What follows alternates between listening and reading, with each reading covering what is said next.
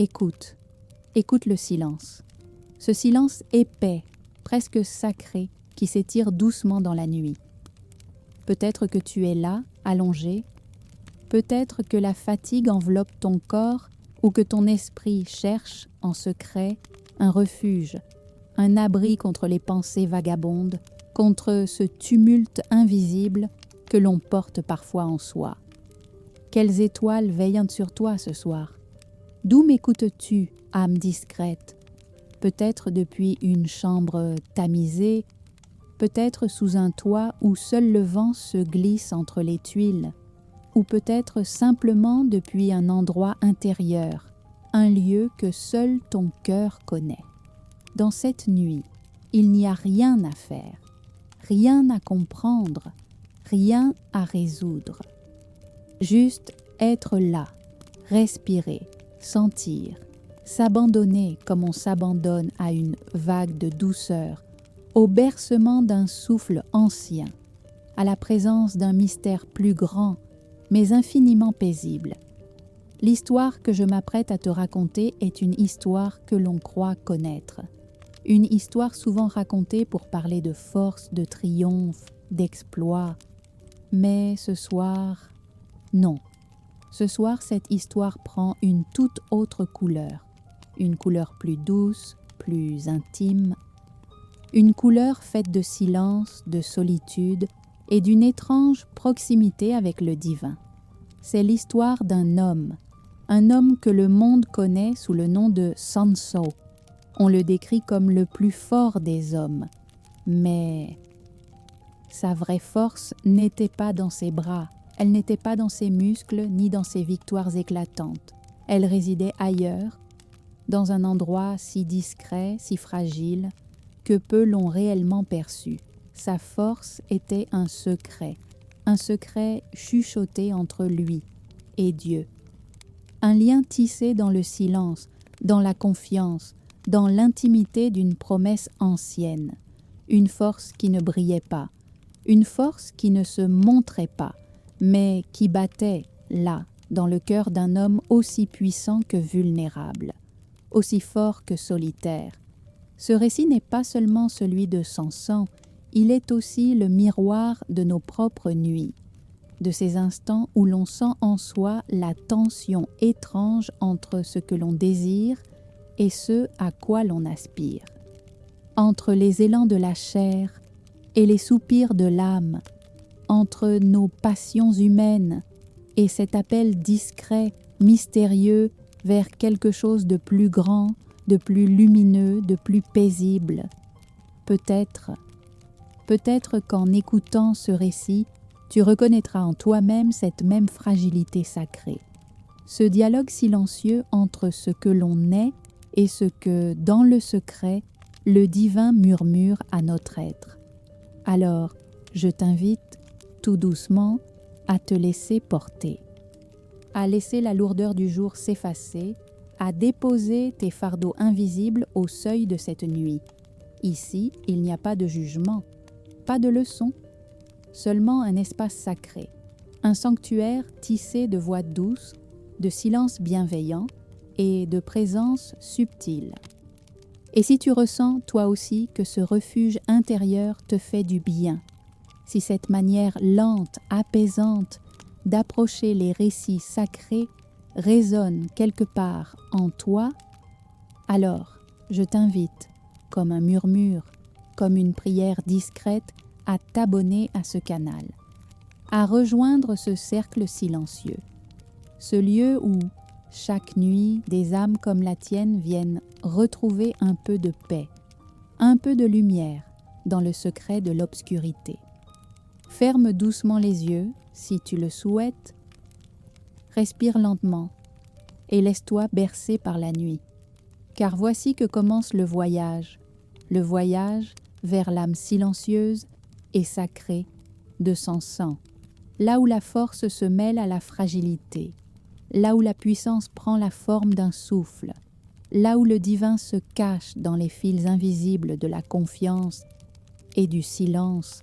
La nuit s'étire lentement, comme un voile de velours posé sur le monde. Et dans ce silence épais, loin des villes, loin des regards, il y avait une maison simple faite de pierre et d'ombre, nichée quelque part dans la terre d'Israël.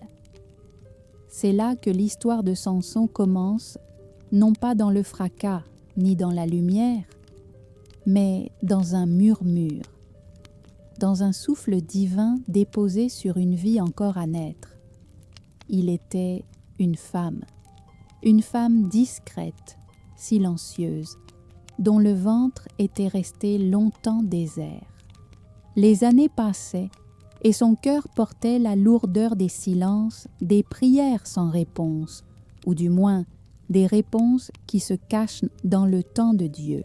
Et voilà qu'une nuit, dans le secret, un messager du divin vient la visiter. Pas dans l'éclat, pas dans le tonnerre, mais dans ce type de présence qui fait frissonner l'âme sans troubler le silence extérieur. Une voix, ou peut-être juste un souffle. Un murmure sacré lui annonce ce que personne n'aurait pu imaginer.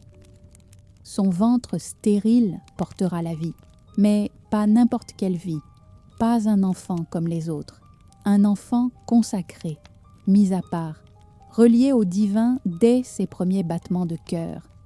Et il y a une condition, une promesse, un pacte silencieux.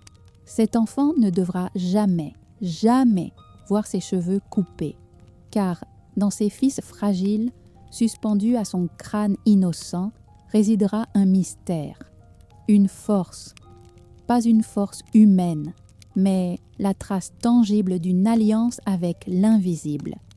La femme écoute. Peut-être tremble-t-elle, peut-être que son âme oscille entre la crainte et l'émerveillement, car ce qui vient de lui être confié dépasse l'entendement.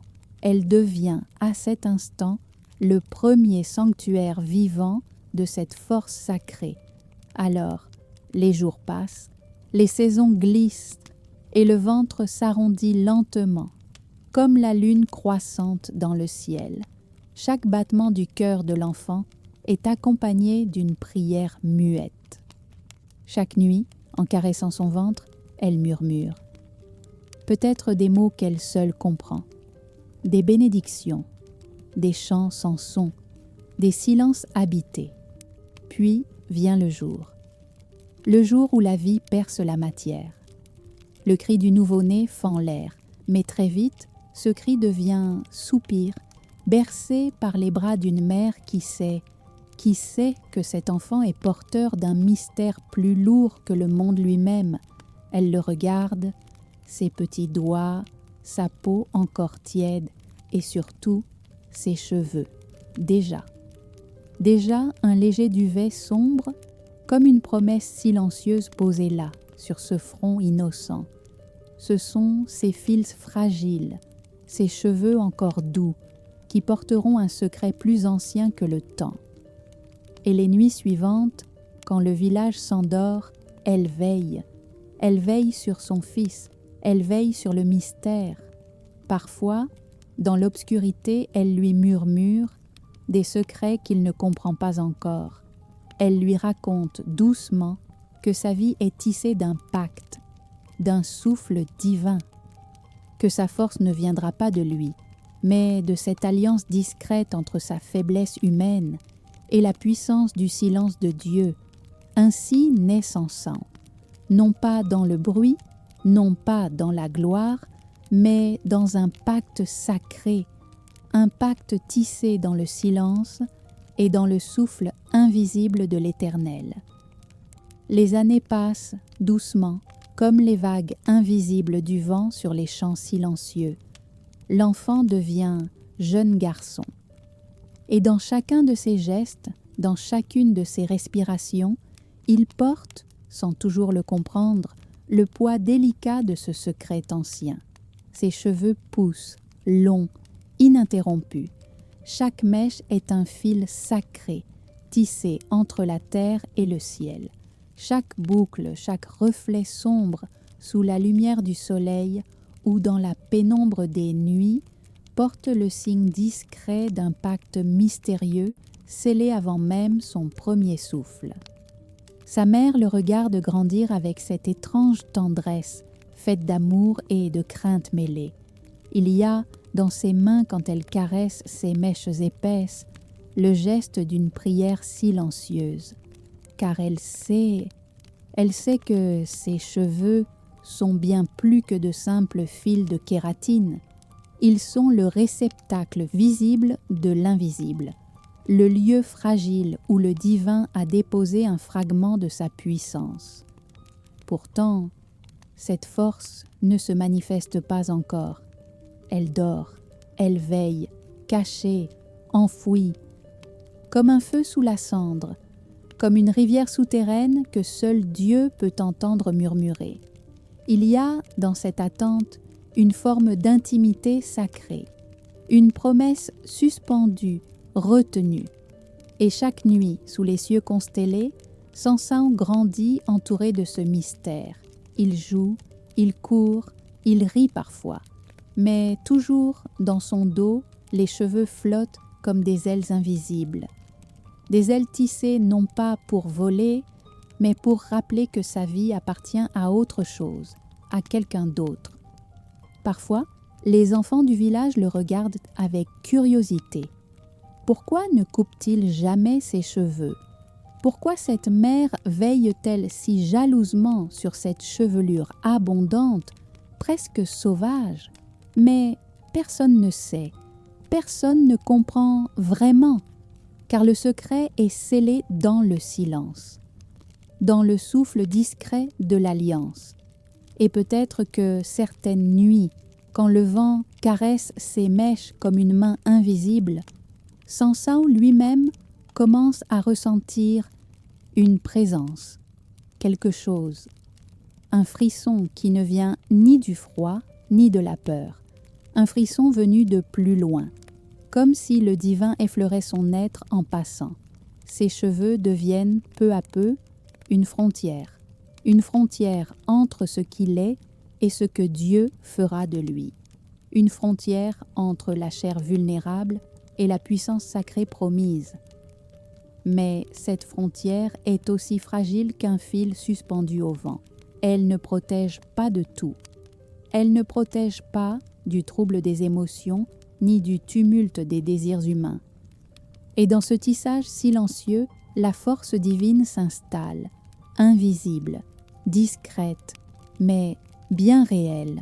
Elle habite là, dans ce que le monde considère comme un détail, une simple chevelure. Pourtant, dans le langage du sacré, rien n'est jamais simplement visible. Tout ce qui est essentiel est caché, et tout ce qui est caché murmure plus fort que le bruit du monde. Ainsi, Sansao grandit, portant dans chacun de ses cheveux le poids sacré de ce mystère, une force endormie, un souffle suspendu, une promesse silencieuse entre l'humain et l'infini. Les années ont coulé lentes et silencieuses, comme l'eau secrète d'une source cachée sous la terre. Samson est devenu un homme à la stature imposante dont le regard porte l'éclat d'un mystère ancien.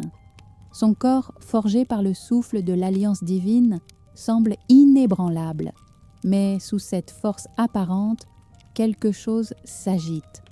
Une autre forme de tension, plus discrète, plus insaisissable. Une fragilité que même la force physique ne peut contenir. Car la nuit, lorsque tout se tait, lorsque le village s'endort et que seuls les soupirs du vent traversent les collines, un autre combat commence, invisible, silencieux, mais profondément réel. Il y a en lui une faim, un désir qui n'est pas celui des batailles, pas celui de la victoire. C'est une faim plus subtile, plus intime, une soif d'amour, une soif de regard, une soif de présence, et cette soif le trouble. Dans l'obscurité de ces nuits, Samson sent parfois le poids brûlant de ses propres désirs, des élans qu'il ne maîtrise pas toujours, des images, des souvenirs, des visages de femmes croisés, des regards échappés, des souffles partagés dans l'ombre. Ce n'est pas un combat contre des ennemis extérieurs, c'est une lutte intérieure, une lutte contre l'appel doux et dangereux de ses propres failles humaines. Et pourtant, malgré cette tension sourde, il ressent aussi la présence, ce souffle divin qui ne l'a jamais quitté, ce murmure discret qui le rappelle encore et encore à cette alliance silencieuse tissée dans ses cheveux, dans son être. Mais le cœur humain est un territoire complexe. Il peut être le sanctuaire du divin et le théâtre des tempêtes. Samson le découvre, nuit après nuit. Parfois, il se lève au cœur de l'obscurité. Il marche seul, sous la voûte des étoiles. Ses pas froissent la poussière tiède. Son ombre s'étire, longue, déformée par la lueur pâle de la lune. Il parle, pas à haute voix, mais dans un murmure que seul Dieu peut entendre. Un murmure qui dit la confusion, qui dit la solitude, qui dit le vertige d'être à la fois porteur de la force et otage de ses propres faiblesses. Il y a, dans ces nuits, une étrange beauté, un dialogue sans mots où le divin écoute les silences, où la présence s'ajuste aux failles, où l'amour de Dieu ne juge pas, mais attend. Attend que le cœur de Samson retrouve le chemin du souffle sacré, car même entouré de puissance, même porteur d'un don immense, il reste un homme avec ses ombres, avec ses failles, avec ses désirs, un homme traversé, comme chacun, par cette tension sacrée entre la chair et l'esprit, entre la passion et la fidélité, entre la liberté et le pacte invisible qui le lie au souffle divin. Ainsi, dans le secret de ces nuits inquiètes, Samson apprend que la véritable bataille n'est pas celle qui se joue avec les mains, mais celle, infiniment plus silencieuse, qui se joue dans le sanctuaire caché du cœur. Il y a, dans la vie de Samson, des instants suspendus, des moments où le tumulte du monde semble s'effacer, laissant place à une sensation étrange, presque irréelle. Quelque chose de plus vaste, quelque chose d'invisible, mais infiniment présent. Cette force qui coule en lui, il la ressent. Mais elle ne ressemble pas à ce que le monde imagine. Elle n'est pas un rugissement, elle n'est pas un fracas, elle n'est pas un éclair déchirant le ciel. Non, cette force se manifeste comme un souffle, comme une main invisible posée sur son épaule, chaude, rassurante. Il marche parfois dans les collines, seul, porté par ce sentiment étrange d'être à la fois minuscule et pourtant porté par quelque chose d'infiniment grand. Chaque pas devient alors une prière muette, chaque respiration, un écho discret de cette alliance tissée entre le divin et sa propre chair. La confiance qu'il ressent n'est pas celle des guerriers, elle ne vient pas de la certitude de vaincre, elle ne vient pas de la fierté de sa force, elle vient d'un endroit plus secret, plus fragile. Elle vient de ce lien silencieux, presque invisible, qu'il partage avec celui qui lui a confié cette force inhabituelle. Parfois, en fermant les yeux, il sent dans ses propres veines le frémissement d'une puissance qui ne lui appartient pas, comme si le souffle de Dieu passait à travers lui, l'enveloppait, le portait, le guidait, et pourtant, cette force n'est pas un trophée, ce n'est pas une couronne, ce n'est pas une gloire, elle est un don si fragile, si subtil, qu'il faut la porter avec humilité, avec prudence, avec un respect presque sacré. Il le comprend dans ses silences. Dans ces instants où il se tient debout, face aux éléments, face au vent, face aux étoiles, et qu'il sent que son corps n'est qu'un réceptacle, que ses muscles, que ses mains, que tout ce qu'il est ne sont que l'écrin fragile d'une puissance qui vient d'ailleurs. Il y a une solitude profonde dans cette réalité, car personne autour de lui ne comprend pleinement ce qu'il porte. Cette force n'est pas visible comme une armure, elle n'est pas palpable comme une arme, elle est enfouie, tissée dans l'invisible, ancrée dans le silence. Et cette solitude nourrit en lui quelque chose de rare, une confiance qui ne s'appuie pas sur les hommes, ni sur ses propres capacités, mais uniquement sur le souffle de Dieu, sur cette présence discrète mais indéfectible. Une présence qui ne se manifeste pas dans le bruit, mais dans le creux du silence. Ainsi, chaque fois que le doute le frôle, chaque fois que la peur s'approche, il ferme les yeux et il se souvient. Il se souvient du murmure de sa mère, de la chaleur de ses mains posées sur ses cheveux, des promesses murmurées dans l'obscurité. Il se souvient que sa force n'est pas la sienne. Elle est un écho du divin, un reflet, une respiration offerte. Et dans ce souvenir sacré, il trouve la paix. Une paix que rien, ni le monde, ni les batailles, ni même ses propres failles, ne pourra jamais lui ôter. Il existe dans la vie de Samson une sensation étrange que peu d'âmes peuvent comprendre. Une sensation intime, presque irréelle, celle de porter en soi quelque chose qui ne se voit pas, une force cachée, une force qui ne brille pas aux yeux du monde, mais qui respire silencieuse dans l'obscurité du cœur. Ce n'est pas une force que l'on affiche, ce n'est pas un pouvoir que l'on brandit, c'est une protection discrète, comme un manteau invisible posé sur ses épaules, comme une présence douce qui, sans faire de bruit, veille et soutient.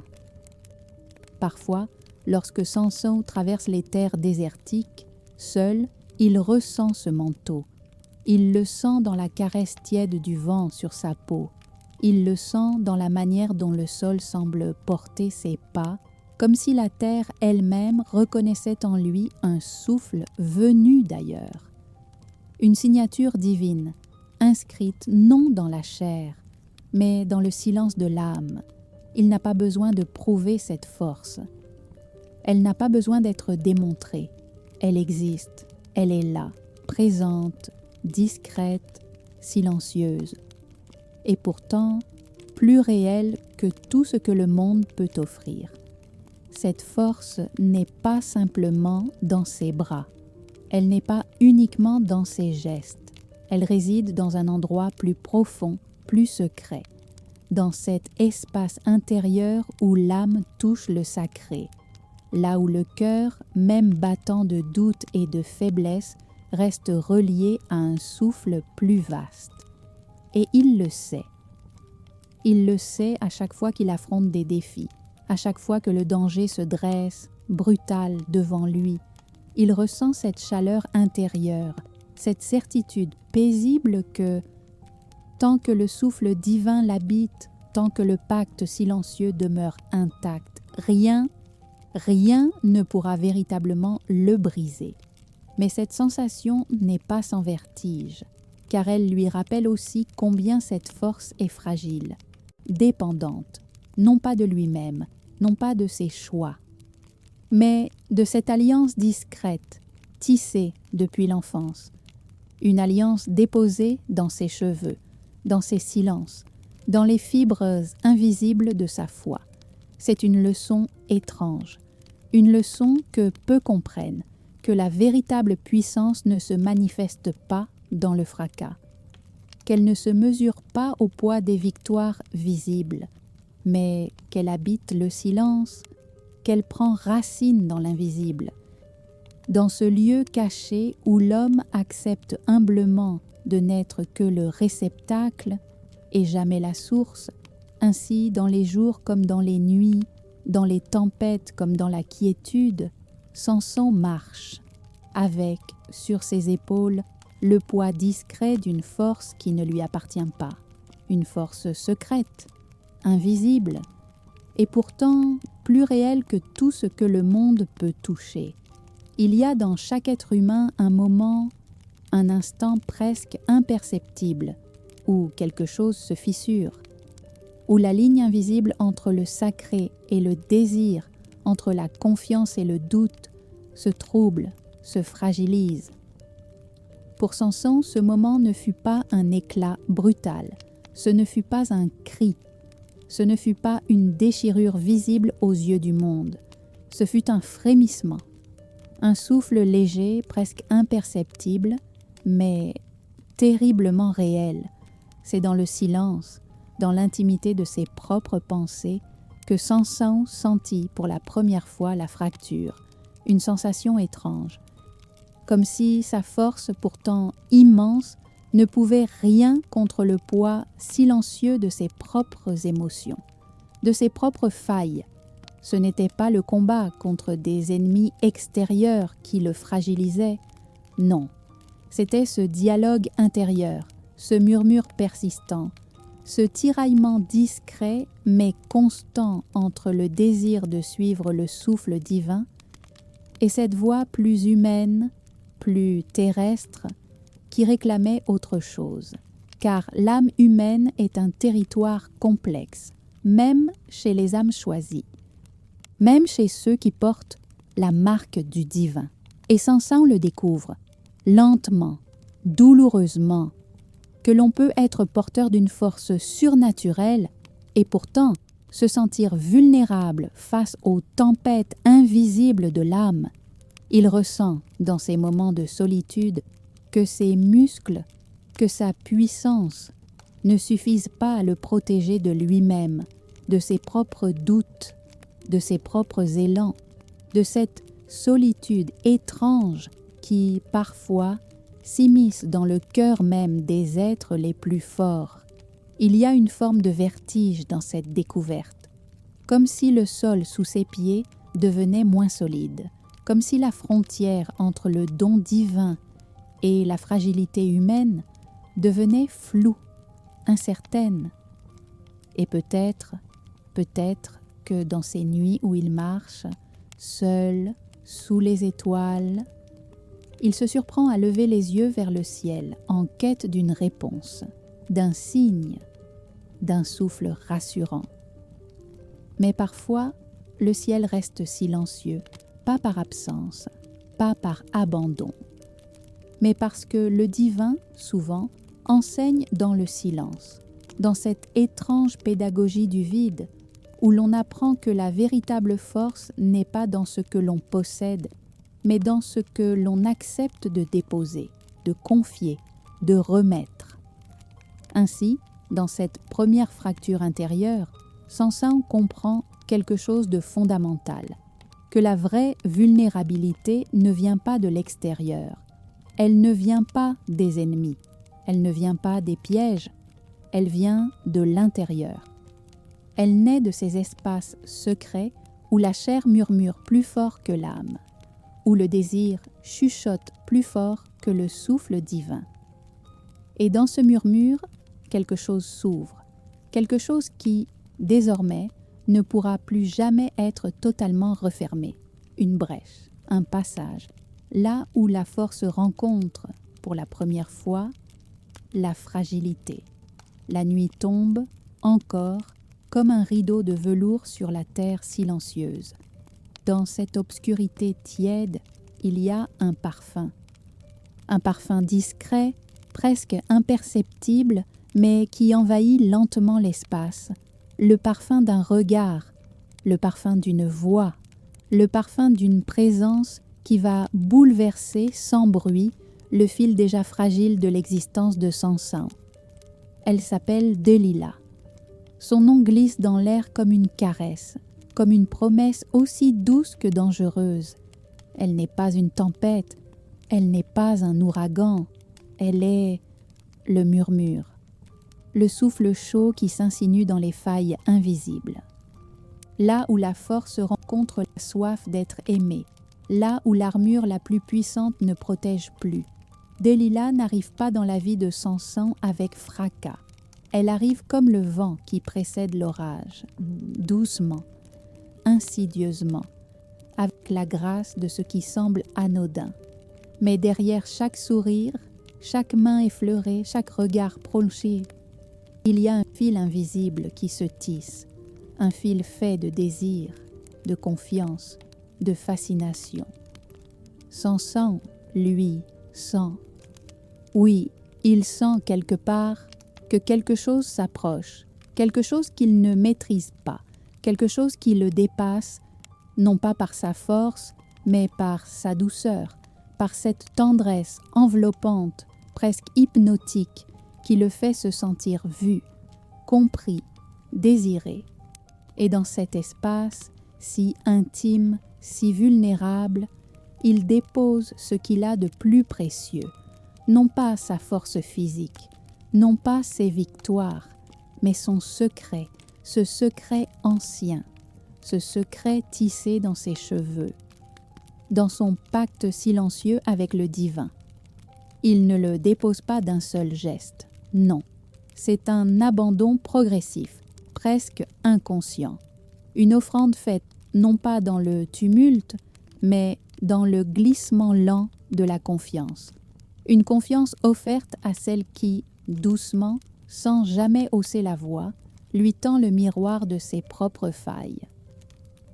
Il y a dans ce mouvement quelque chose de terriblement humain, de profondément universel. Ce besoin d'être compris, d'être touché, d'être accueilli. Même lorsque l'on porte en soi la marque du sacré. Même lorsque l'on est l'élu d'un mystère plus grand. Delilah devient alors le sanctuaire trompeur où Samson dépose, sans le savoir pleinement, le plus fragile de lui-même, son secret, son essence, son lien avec l'invisible. Et dans cette offrande silencieuse, dans ce glissement imperceptible, quelque chose bascule, quelque chose se brise sans bruit à l'intérieur. Car là où l'on confie le sacré à ce qui ne peut pas le porter, le mystère commence à se défaire, à se délier.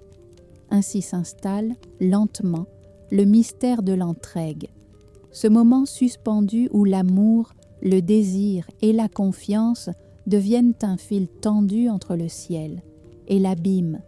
Il y a, dans certains gestes, une douceur si profonde qu'elle en devient un piège, une douceur tissée non de violence, non de contrainte, mais d'un effleurement si tendre qu'il désarme même les âmes les plus fortes.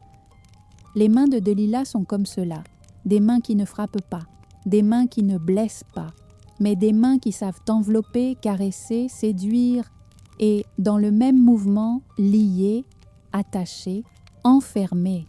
C'est un lien invisible, un lien fait de silence partagé, de regards qui durent plus longtemps qu'ils ne devraient, de soupirs échappés dans la nuit, de promesses murmurées, peut-être sincères, peut-être fausses, mais qu'importe, car dans l'instant, elles résonnent comme vraies. Samson le sent, il le sent, mais il ne fuit pas, car dans le frôlement de ses mains, il y a quelque chose qu'il cherche depuis longtemps, depuis toujours peut-être, une forme d'abandon, de répit, une illusion de refuge où, l'espace d'un instant, il n'est plus le porteur du sacré, il n'est plus l'homme de la force, il devient simplement un homme, un être de chair, un être de désir, un être qui a faim de tendresse, et dans cette tendresse, le piège se referme, doucement, presque avec amour. Ce n'est pas un filet brutal, ce n'est pas une cage de fer, c'est un cocon tissé de gestes doux, de paroles chaudes, de présence enveloppante. Chaque doigt qui glisse dans ses cheveux devient, sans qu'il le sache pleinement, une corde invisible. Chaque caresse devient un nœud, chaque soupir une serrure. Il y a dans ce lien quelque chose de beau et de terrifiant, car il révèle la chose que Samson avait longtemps ignorée, que la véritable faiblesse ne vient pas de l'extérieur. Elle ne vient pas de l'ennemi qui frappe, elle ne vient pas des batailles perdues, elle vient du besoin profond, presque sacré, d'être aimé, d'être vu, d'être reconnu, au-delà de la force, au-delà du pacte. Et peut-être qu'à cet instant, dans le secret de son cœur, Samson comprend que tout ce qui est sacré, tout ce qui est divin, est aussi terriblement fragile, qu'il suffit parfois d'un regard, d'un frôlement, d'un mot susurré, pour que l'invisible se brise, pour que le fil sacré se tende jusqu'à la rupture. Ainsi se tisse le lien, invisible, doux, enveloppant. Et dans ce lien, Samson dépose, sans bruit, le plus précieux de lui-même. Dans le silence de cette nuit où tout semble suspendu, quelque chose se joue, quelque chose d'invisible, quelque chose que les yeux ne peuvent percevoir, mais que l'âme, elle, ressent avec une intensité brûlante. Samson, cet homme que l'on croyait invincible, cet homme dont les bras portaient la force de 100 hommes, découvre qu'il existe une force plus puissante que celle des muscles, une force qui ne se mesure ni en poids ni en exploit, une force qui naît du cœur, car face à Delilah, face à ce regard, à cette voix, à cette présence qui l'enveloppe comme une mer sans rivage, Samson ressent une tempête que ses bras ne peuvent pas maîtriser, une tempête intérieure. Un combat silencieux entre ce que son cœur désire et ce que son âme sait. D'un côté, l'appel du devoir, l'appel de la fidélité, l'appel du pacte invisible, tissé depuis l'enfance avec le divin. Cet appel discret mais puissant qui lui rappelle que sa vie n'est pas tout à fait la sienne, qu'elle appartient au souffle de Dieu, et de l'autre, l'appel du regard, l'appel de la tendresse, l'appel brûlant de la présence humaine, de cette chaleur qui lui murmure qu'il est plus qu'un élu, qu'il est plus qu'un instrument, qu'il est avant tout un homme fait de chair, de failles, de désirs, de solitude.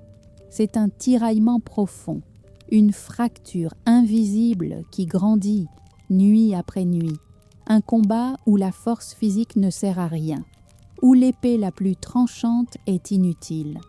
Car le champ de bataille, c'est son propre cœur, et dans ce champ, le cœur de Samson se révèle plus fort que son propre corps, non pas parce qu'il résiste, non, mais parce qu'il aime, parce qu'il choisit, peut-être malgré lui, de s'abandonner à ce qu'il sait être fragile, mais irrésistible. Il y a dans cet abandon une beauté poignante, une beauté faite de lumière douce et de vertige, car aimer vraiment, c'est toujours accepter une forme de fragilité, c'est toujours tendre le cou à ce qui peut nous blesser, c'est toujours déposer dans les mains de l'autre la clé de nos propres abîmes. Et Samson le fait, il le fait avec toute la force silencieuse de son cœur. Il choisit l'amour, avec ses risques, avec ses promesses, avec ses illusions peut-être. Mais il le choisit entièrement, totalement.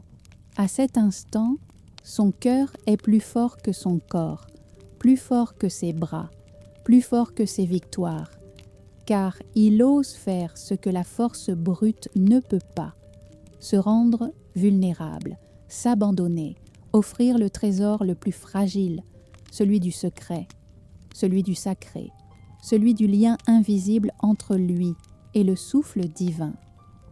Et puis, le silence se fait plus lourd, plus épais, un silence qui n'est plus le refuge, qui n'est plus la caresse, mais un voile noir, posé sur les yeux, sur le cœur, sur l'âme. Lorsque Samson ouvre les yeux, il ne voit plus.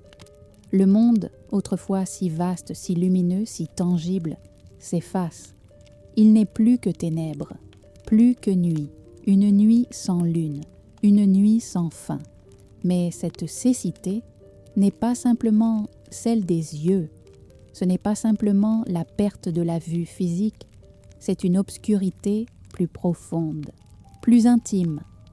Une obscurité qui vient dire quelque chose à l'âme, quelque chose que Sansao n'avait jamais voulu entendre pleinement, car dans cette nuit intérieure, tout ce qui était caché remonte, tout ce qui était enfoui refait surface, les désirs, les failles, les choix, les silences, les promesses oubliées, les murmures du divin que l'on avait repoussés, couverts par le bruit des passions humaines. Il est là, Sansao, assis, enchaîné, prisonnier. Mais ce ne sont pas les chaînes de fer qui l'écrasent le plus, ce sont les chaînes invisibles, celles qu'il a, sans le savoir, forgées lui-même, anneau après anneau, nuit après nuit, chaque compromis, chaque abandon, chaque frisson accepté contre le souffle du pacte.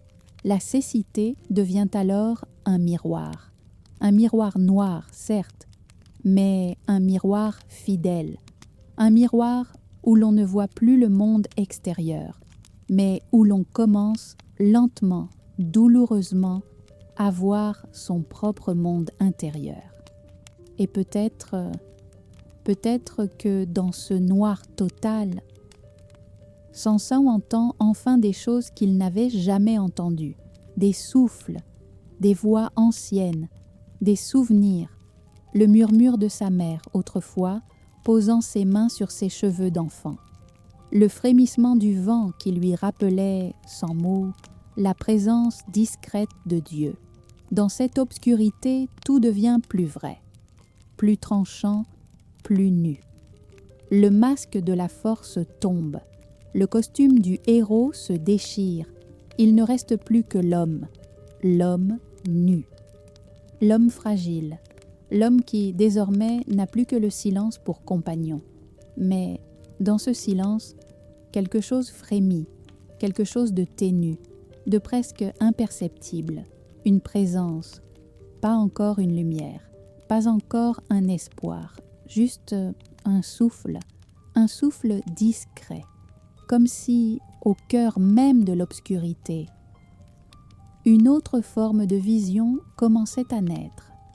Une vision non plus des yeux, mais du cœur, de l'âme, de l'intérieur. Car parfois, c'est seulement lorsque le regard extérieur se ferme que le regard intérieur, lui, s'ouvre enfin. Le temps semble suspendu. Le bruit du monde est loin, très loin. Il ne reste plus que la pierre froide du cachot, le poids des chaînes et le silence. Un silence épais, dense, presque palpable. Un silence qui n'a plus rien à voir avec celui des nuits d'enfance. Celui-ci est plus lourd, plus profond. Il n'est pas vide. Il est rempli, mais rempli d'absence. Samson est seul. Terriblement seul. Plus de regard pour le voir, plus de main pour le toucher, plus de voix pour l'appeler, seul avec lui-même, avec ce qu'il reste de lui, avec ce qu'il croyait être et qui s'est effondré. Mais dans cette solitude, quelque chose d'inattendu commence à se produire, car il y a, dans l'absence de tout, une étrange présence, quelque chose qui, lentement, doucement, se met à respirer, comme un souffle oublié, comme un battement enfoui depuis trop longtemps. Il commence à revoir. Non pas avec ses yeux, désormais fermés à la lumière du monde, mais avec un autre regard, un regard intérieur, plus vrai, plus tranchant, plus nu. Il revoit son enfance, les mains de sa mère posées sur ses cheveux, les prières silencieuses dans la nuit, les promesses murmurées. Il entend à nouveau les échos du pacte sacré, les souffles du divin dans le vent tiède des soirs d'autrefois. Et dans ce face-à-face avec lui-même, tout devient clair, terriblement clair.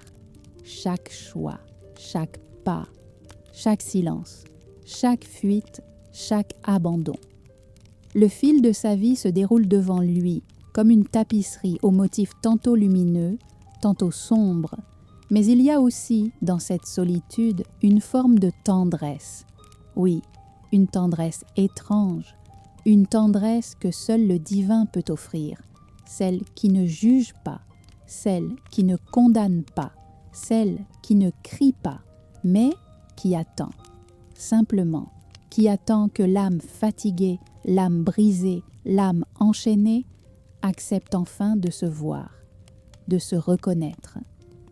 La solitude devient alors un refuge, non plus un piège, non plus une punition, mais un espace sacré, un lieu de révélation, là où les masques tombent, là où les illusions se brisent, là où l'on découvre que la vraie force, la seule, ne vient pas des bras, ne vient pas des victoires, mais vient du souffle, du lien, de la présence discrète de celui qui, même dans l'abîme, même dans le noir, même dans l'oubli, n'a jamais cessé d'être là.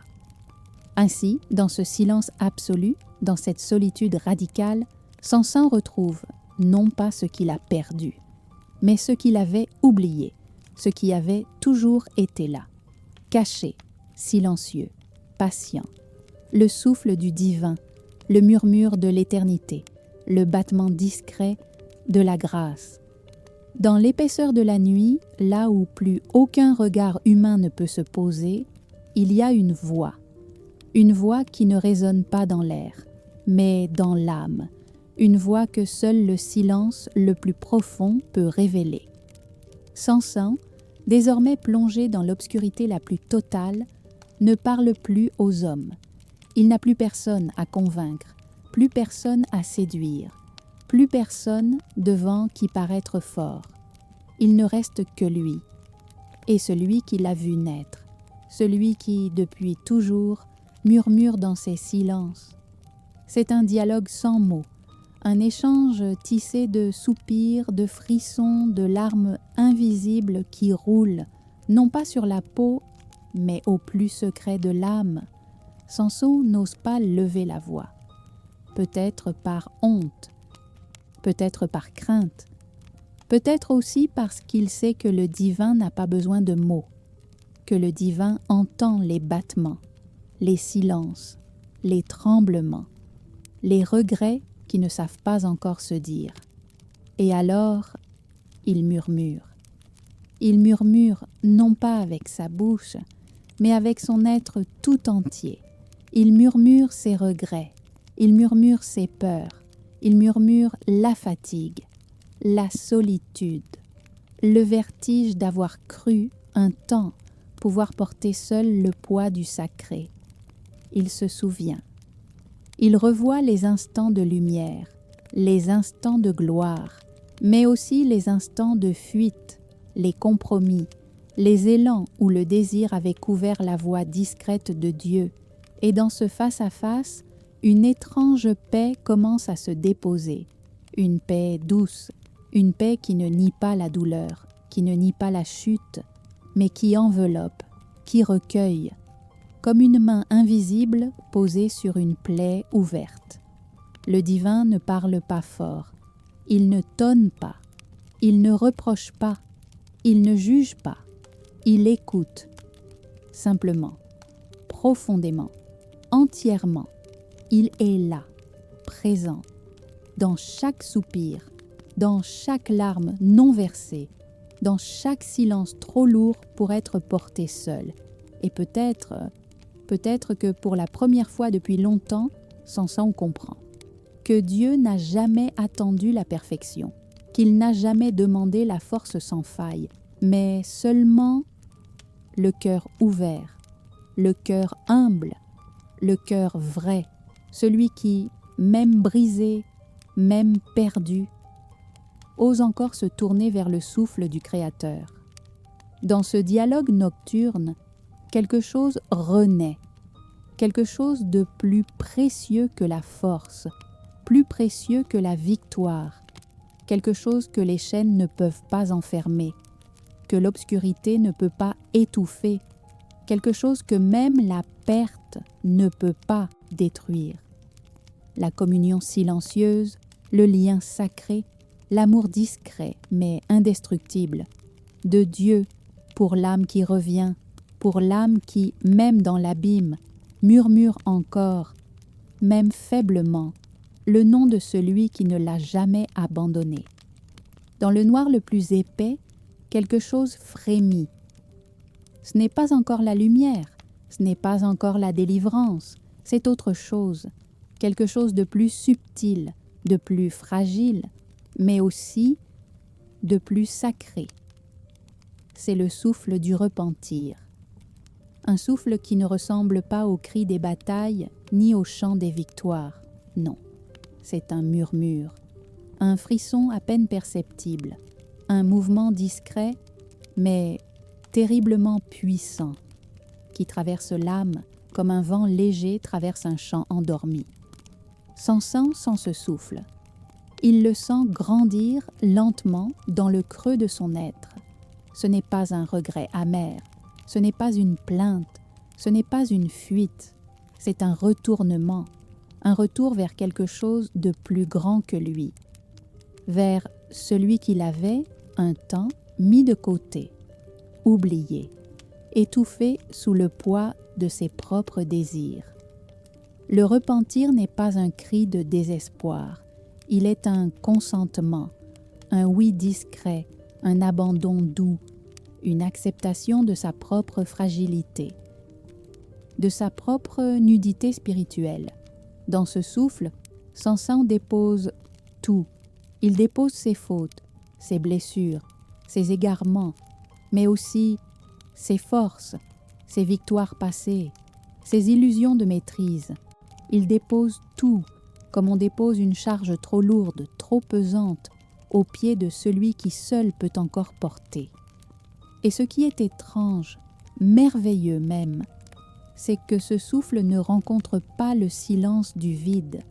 Il rencontre la présence, une présence douce, infiniment tendre.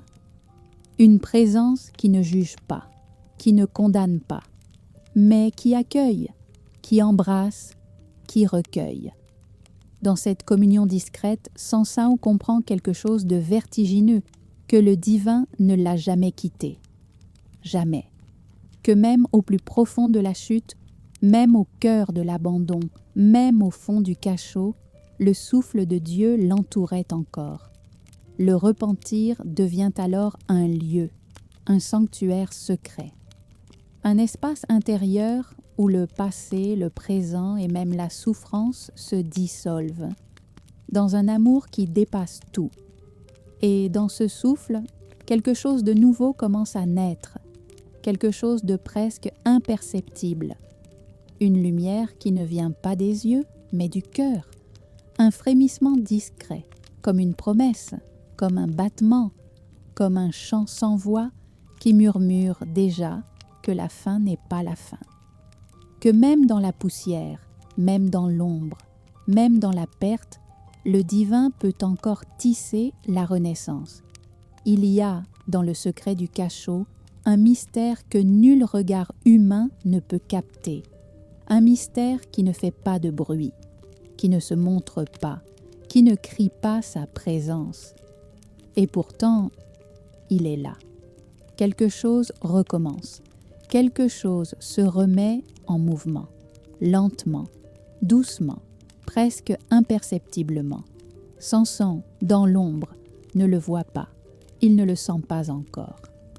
Mais quelque chose, sur sa propre tête, murmure déjà que le temps de la fin n'est pas encore venu. Ses cheveux, ses filles sacrées repoussent, lentement, silencieusement, comme une prière tissée dans la matière même de son être. Ce n'est pas qu'une simple repousse de cheveux. Non, c'est le symbole visible d'un mouvement invisible, celui de la grâce qui revient, celui de la présence divine qui, sans jamais s'être vraiment retirée, se manifeste à nouveau. Chaque millimètre qui grandit dans l'ombre est un battement, un souffle, une promesse, celle que même après la chute, même après la trahison, même après l'effondrement, le lien sacré peut renaître, le pacte silencieux peut se retisser. Mais cette renaissance n'a rien à voir avec la force d'autrefois. Elle n'est pas celle de l'orgueil, elle n'est pas celle des victoires extérieures. Elle est autre, elle est plus profonde, plus pure. C'est une renaissance intérieure. Celle d'un homme qui, désormais, sait. Qui sait que la force n'est rien sans le souffle, que la puissance n'a de sens que si elle est habitée par la présence, que tout ce qui n'est pas relié au divin finit par se briser. Dans le silence de cette renaissance, Samson n'est plus le même. Son corps est fatigué, ses yeux sont fermés au monde, ses chaînes pèsent encore sur ses poignets, mais quelque chose en lui s'est relevé. Quelque chose que ni les ennemis, ni les trahisons, ni même la nuit ne peuvent plus atteindre. C'est un feu discret, une lumière douce, une certitude silencieuse, celle que, même dans l'abîme, même dans la poussière, même dans la nuit la plus noire, le divin n'abandonne jamais ce qui lui appartient. Ainsi, dans le secret de son propre oubli, Samson renaît.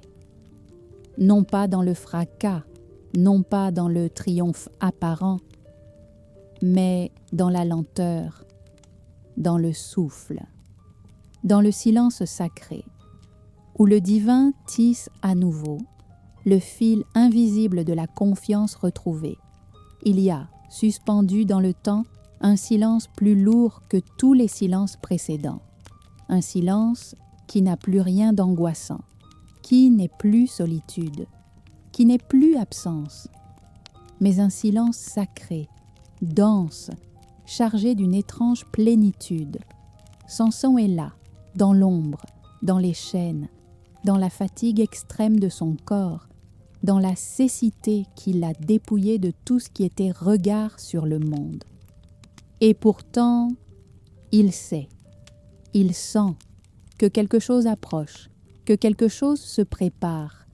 Ce n'est pas un pressentiment de vengeance, ce n'est pas un désir de revanche, c'est plus profond, c'est plus vaste, c'est une conscience, une clarté intérieure qui n'a jamais été aussi lumineuse, même dans le noir total. Le silence avant la dernière force, c'est ce moment suspendu où l'âme se tient à la frontière entre le monde et l'éternité, entre le visible et l'invisible, entre ce qui meurt et ce qui ne meurt jamais. Dans ce silence, le souffle du divin est plus proche que jamais. Il n'est plus ce murmure lointain, il est là, tout contre, tout autour, à l'intérieur, comme si l'air lui-même, comme si la pierre, la poussière, les chaînes, tout était devenu sacré. Il n'y a plus de peur, plus de doute, plus de fuite, seulement la certitude paisible que ce qui va se passer est le prolongement direct de ce lien ancien, de ce pacte silencieux tissé depuis l'enfance, de cette alliance jamais rompue, même dans la chute. Samson respire, longuement, lentement. Chaque inspiration est une prière, chaque expiration est un abandon, un dépôt total. Le monde extérieur s'agite, les voix résonnent, les rires, les moqueries, l'arrogance de ceux qui croient avoir gagné. Mais dans son cœur, il n'y a plus de bruit. Il n'y a que le silence. Ce silence sacré où la dernière force se prépare, ce n'est pas la force des bras, ce n'est pas la force du corps. C'est une force autre, une force qui n'appartient qu'à Dieu, une force qui passe, qui traverse, qui se dépose dans l'être de celui qui désormais n'est plus qu'un canal, qu'un souffle, qu'une offrande vivante. Dans cet espace suspendu, tout est déjà accompli. Avant même le geste, avant même l'acte, tout est déjà scellé, car la vraie force, celle qui vient du silence, ne se manifeste pas pour détruire, mais pour restaurer, pour libérer, pour établir l'ordre sacré dans un monde qui l'avait oublié. Et Samson, debout dans le noir, enchaîné dans le corps, mais infiniment libre dans l'âme, s'apprête à offrir le dernier souffle, le dernier geste, la dernière force, celle qui habite le silence. Il y a quelque chose de profondément bouleversant dans ce qui habite désormais l'âme de Samson. Ce n'est plus la confiance naïve de l'enfance. Ce n'est plus la confiance insouciante des jours de gloire, quand la force semblait inépuisable et que le monde pliait sous ses mains. Non, ce qui habite son cœur en cet instant est d'une autre nature. C'est une confiance dépouillée, purifiée, une confiance nue, essentielle, celle qui naît non pas de la certitude de pouvoir, mais de l'abandon total, celle qui surgit lorsque l'on sait que tout, absolument tout, dépend d'un souffle plus grand que soi. Son corps est fatigué, brisé. Ses yeux, fermés au monde, ne voient plus que l'obscurité. Ses bras, autrefois porteurs de la force des montagnes, portent désormais la mémoire de la chute. Et pourtant, dans cet état de dépouillement total, quelque chose de plus solide que la pierre grandit. C'est le socle invisible de la confiance spirituelle. Samson sait. Il sait que sa force ne viendra plus de lui. Il sait que ses propres ressources, ses propres capacités sont terminées, vidées, épuisées. Il n'a plus rien, rien, sauf cela. Cette confiance renouvelée, cette certitude discrète mais indestructible que Dieu n'a jamais cessé d'être là. Il se souvient du vent tiède des collines, des mains de sa mère posées sur ses cheveux d'enfant, des nuits silencieuses où, encore jeune, il ressentait sans comprendre totalement le souffle discret de la présence divine. Et il comprend, dans cet instant suspendu, que ce souffle ne l'a jamais quitté, jamais, même dans l'abîme, même dans la trahison, même dans l'oubli. Alors il respire, une dernière fois. Non pas avec les poumons, mais avec l'âme. Il respire l'éternité. Il respire la confiance totale. Il respire l'abandon sacré de celui qui, désormais, ne possède plus rien d'autre que le lien silencieux, le lien indestructible, celui que la faiblesse humaine ne peut pas rompre, celui que l'échec ne peut pas effacer, celui que même la mort ne peut pas atteindre. Dans cette confiance renouvelée, Samson est plus fort que jamais. Non pas fort contre les hommes, non pas fort contre le monde, mais fort dans l'union parfaite avec le souffle du divin, fort de cette évidence sacrée que la vraie puissance naît toujours du silence. Dans l'épaisseur de cette dernière nuit, il y a des larmes que personne ne voit, que personne ne devine, des larmes qui ne coulent pas sur la peau, mais qui ruissellent, silencieuses, sur les parois secrètes de l'âme. Samson ne pleure pas avec ses yeux fermés au monde. Il pleure avec son être entier, avec cette part de lui qui, depuis trop longtemps, portait sans le dire le poids du vertige, le poids de la solitude, le poids des choix mal orientés. Ces larmes ne sont pas seulement le reflet de la douleur, elles sont le miroir de quelque chose de plus grand, de plus sacré, le miroir d'une prise de conscience absolue, celle de sa propre humanité, celle de sa propre finitude, celle de cette frontière si fine, si fragile, entre la force et la faiblesse, entre l'orgueil et l'abandon, entre le visible et l'invisible. Il y a dans ces larmes quelque chose de pur, de profondément vrai, car elles lavent, elles nettoient, elles dénouent les nœuds anciens, elles effacent les traces des compromis, elles dissolvent les illusions. elles ne sont pas amères, elles ne sont pas rageuses, elles sont douces, elles sont lentes, elles sont silencieuses. Chaque larme invisible qui traverse l'âme de Samson porte un fragment de ce qu'il avait caché, refoulé, oublié. Chaque larme est une offrande, une prière sans mots, une confession silencieuse qui ne demande ni pardon ni justification, mais seulement d'être entendue, accueillie, enveloppée par le souffle immense de la présence divine. Et peut-être que dans ces larmes, Samson ressent pour la première fois quelque chose qu'il n'avait jamais vraiment compris. Que le divin ne se tient pas dans les victoires, pas dans la force apparente, pas dans les exploits, mais dans cette capacité infiniment fragile, infiniment humaine, à se laisser toucher, à se laisser traverser, à se laisser briser pour mieux être relevé.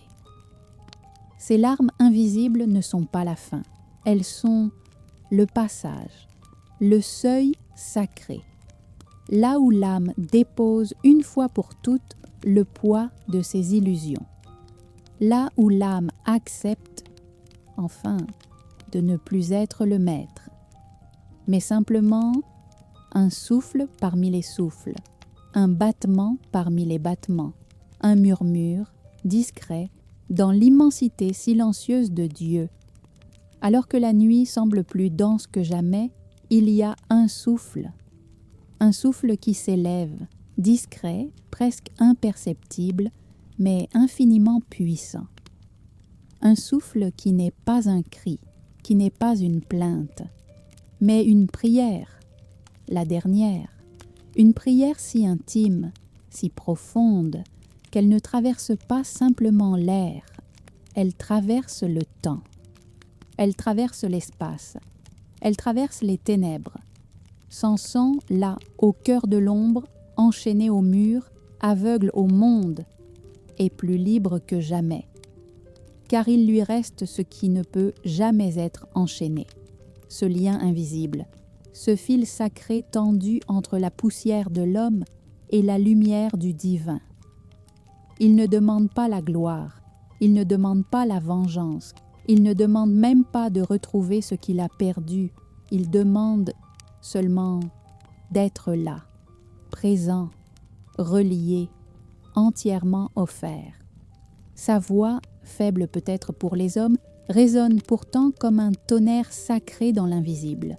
Elle porte le poids de toute une vie, le poids des promesses tenues, le poids des promesses brisées, le poids de la solitude, le poids de l'amour, le poids de la confiance restaurée.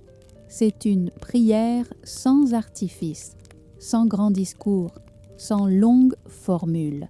C'est un murmure brut, nu, authentique, un simple élan d'âme qui, dans sa pauvreté absolue, devient infiniment riche. Samson se tient là, intérieurement à genoux, et il dépose tout. Sa vie, son souffle, son dernier fragment de force, son dernier battement. Tout devient offrande, tout devient abandon. Et dans cet abandon, il sait que Dieu entend, il sait que même dans l'ombre la plus épaisse, même au milieu des rires moqueurs de ses ennemis, même au cœur de la pierre froide et du métal des chaînes, le divin écoute. Il a toujours écouté, même quand l'homme n'écoutait plus. Cette dernière prière nocturne ne cherche pas à éviter la fin. Elle ne cherche pas à fuir le destin. Elle cherche seulement à être le lieu ultime de la confiance, le lieu où, même quand tout semble perdu, l'âme choisit encore le lien, le souffle, le divin. C'est un murmure, peut-être presque imperceptible, mais dans l'éternité, il résonne déjà, comme un chant que seuls les cœurs silencieux peuvent encore entendre. Il y a, dans l'instant suspendu qui suit la dernière prière, un silence si dense qu'il semble engloutir le monde. Plus rien n'existe, plus le bruit des chaînes, plus les rires moqueurs, plus le tumulte du monde. Il n'y a que cela, le souffle, le battement, le sacré. Et dans ce silence, la force descend, une force qui ne ressemble en rien à celle que Samson avait connue autrefois. Ce n'est plus la force des bras, ce n'est plus la puissance de la chair, ce n'est pas un pouvoir conquis. C'est une force qui ne lui appartient pas, une force qui traverse, qui pénètre, qui remplit. Elle vient du ciel, elle vient de l'éternité, elle vient de ce lieu invisible où le souffle de Dieu rejoint le souffle de l'homme, ce lieu où le fragile devient invincible, où le brisé devient porteur du divin, et alors, dans un geste lent, presque sacré, Samson tend les mains. Ses paumes cherchent, dans l'obscurité, les colonnes qui soutiennent ce temple. Ce temple qui, peut-être, est aussi le symbole de tout ce qui avait pris la place du sacré. L'arrogance, l'oubli de Dieu, la célébration du bruit, de la force humaine, du mépris de l'invisible. Ses doigts touchent la pierre, froide, lourde, solide, mais il sait que ce n'est pas la pierre qu'il affronte, ce n'est pas le monde extérieur, ce n'est pas la matière. Ce qu'il affronte, c'est la rupture, la fracture entre l'homme et le divin. Ce qu'il touche dans cette pierre, c'est tout ce que le monde avait construit loin du souffle. Et alors, dans ce geste, il n'y a pas de violence, il n'y a pas de haine, il n'y a que l'abandon total à la force qui ne vient pas de lui, la force qui habite le silence. Le monde extérieur ne comprend pas. Les rires continuent, les moqueries fusent, les voix s'élèvent sans se douter que, dans cet instant précis, quelque chose de plus grand que la vie est en train de se jouer. Et lorsque la force divine traverse Samson, lorsque le souffle de l'éternité envahit chaque fibre de ce corps brisé, alors la pierre tremble, les murs se fissurent, le sol gronde. Mais ce n'est pas un fracas de destruction, c'est un fracas de libération, de réparation, de restauration de l'ordre sacré. Là où le bruit avait remplacé le silence, là où l'oubli avait effacé la mémoire du divin, là où l'arrogance avait voulu effacer le souffle sacré. La force qui habite le silence ne détruit pas pour punir, elle détruit pour restaurer, pour rappeler au monde que tout ce qui n'est pas bâti sur le souffle, sur le lien, sur la confiance sacrée, finit par tomber. Et dans cet effondrement, dans ce vacarme ultime, il n'y a pas la fin, il y a la vérité. Le rappel discret mais inébranlable que la seule vraie force est celle qui habite le silence. Lorsque la poussière retombe, lorsque le vacarme des pierres qui s'effondrent s'éteint, il ne reste plus que le silence. Un silence lourd, sacré, absolu. Mais ce n'est plus le silence de l'abîme, ce n'est plus le silence de la solitude, de la trahison ou de la perte. C'est un autre silence, un silence qui porte en lui la paix, la réconciliation, le retour. Dans ce silence, il y a la rédemption, non pas la rédemption des apparences, non pas celle qui s'exhibe, pas celle que le monde célèbre, mais une rédemption plus discrète, plus intime, celle qui se tisse dans le lien retrouvé, dans l'alliance réparée, dans le souffle redevenu plein. Le corps de Samson repose désormais. Il n'y a plus de lutte, plus de fatigue, plus de combat, mais son âme, elle, est en paix, enveloppée, accueillie, recueillie par celui qui, depuis toujours, depuis le tout premier souffle, ne l'a jamais quittée. La rédemption n'a pas effacé le passé, elle ne l'a pas annulé, elle l'a transformé, elle l'a traversé. Elle l'a enveloppé d'une lumière douce, d'une compréhension plus grande que la faute, plus vaste que la chute, plus forte que la faiblesse. Et dans cette rédemption, il y a la tranquillité, la vraie, celle qui ne dépend plus de rien, ni des regards, ni des chaînes, ni des victoires, ni des pertes. Une tranquillité tissée de présence, d'amour, de pardon silencieux. Le souffle de Dieu entoure désormais Samson comme un manteau invisible. Il l'accueille dans ce lieu secret où les âmes brisées deviennent les plus précieuses, où la fragilité devient un sanctuaire, où la limite humaine devient le lieu exact où le divin se dépose. Et dans ce repos, dans cette paix, le monde continue. Il continue de croire, parfois, que la force est dans le bruit, dans la vitesse, dans le pouvoir, dans le visible, mais quelque part dans l'éternité, une mémoire sacrée reste gravée, la mémoire d'un homme fragile, d'un homme brisé, mais d'un homme qui, au bout de la nuit, a retrouvé, dans le silence, la vraie force, la vraie paix, la vraie lumière.